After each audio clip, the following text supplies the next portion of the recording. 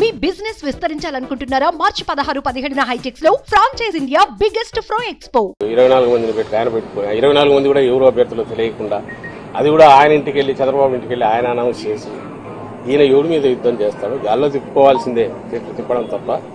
మేమైతే చెప్తున్నాం, ఎంతమంది వచ్చినా మేమైతే సిద్ధం అంటున్నాం. దేనికి ఎన్నికలకు రెడీ. నువ్వు ఆయన యుద్ధం అనడానికి నువ్వు 150 కాన్స్టిట్యూన్సీలు నీ మనుషులు ఎవరన్నా ఉన్నారా? లేక 24 కైనా నువ్వేమన్నా అనౌన్స్ చేయగలిగావా?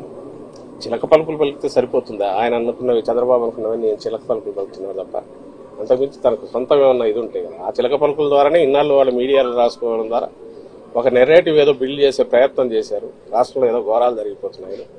అయితే అవి ఎందుకు నిలబడవంటే నేను ఇంతకుముందు అన్నట్టు 87-90% మంది బెనిఫిట్ అయ్యారు ఇక్కడ రాష్ట్రంలో. ఏదో ఒక రకంగా కన్సిస్టెంట్గా అవుతున్నారు. వెల్ఫేర్ కావచ్చు, డెవలప్మెంట్ కావచ్చు కళ్ళ ముందు కనపడుతుంది. అది కంటిన్యూ కావాలని అందరూ ఓవర్వెల్మింగ్ కోరుకుంటున్నారు. కాబట్టి వీళ్ళ ఏ ఎత్తుగడలు వేసినా అవి అయితే నిలబడవు.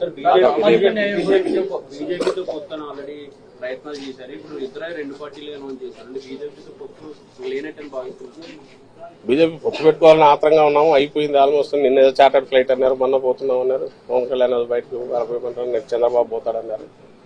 వాళ్ళు ఎవరు పెట్టుకునేది అదొక పార్టీ.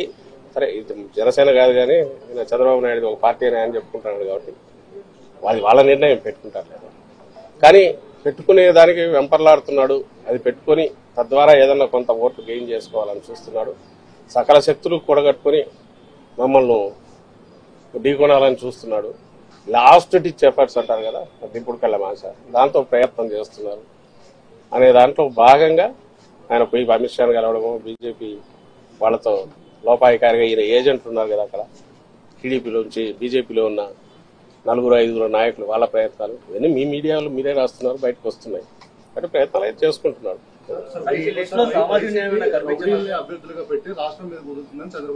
ఏది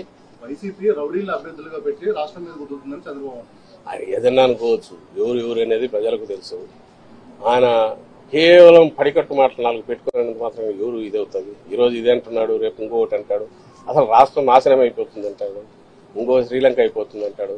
ఈయనేమో మరి ఆయన అనౌన్స్ చేసేవేమో మన ఎప్పుడు లెక్కేస్తే 30,000-40,000 కోట్లు అవుతుంది ఒక స్కీమే ఆయన చెప్పినట్టు ఇస్తే. కానీ ఎప్పుడు ఇవ్వడు తెలుసు, అందులో 0.5% ఏమైనా ఇస్తే ఇస్తాడు. గతంలో హిస్టరీ మనం చూస్తే అలాంటిదే ఉంది ఆయన హిస్టరీ అంతా. జనం నమ్ముతారు, జనం గొర్రెల్లాగా నమ్ముతారు. తను 5 ఏళ్ళు అయిపోయింది కాబట్టి మర్చిపోయి ఉంటారని అనుకుంటున్నాడు. కాబట్టి ఆయన ఏదైనా మాట్లాడతాడు. మామూలు ఉద్దేశించి కూడా ఎలాంటి మాటలైనా మాట్లాడతారు. బట్ అల్టిమేట్గా ప్రజలు అనుభవించినారు, ఆ పీరియడ్ అనుభవించినారు.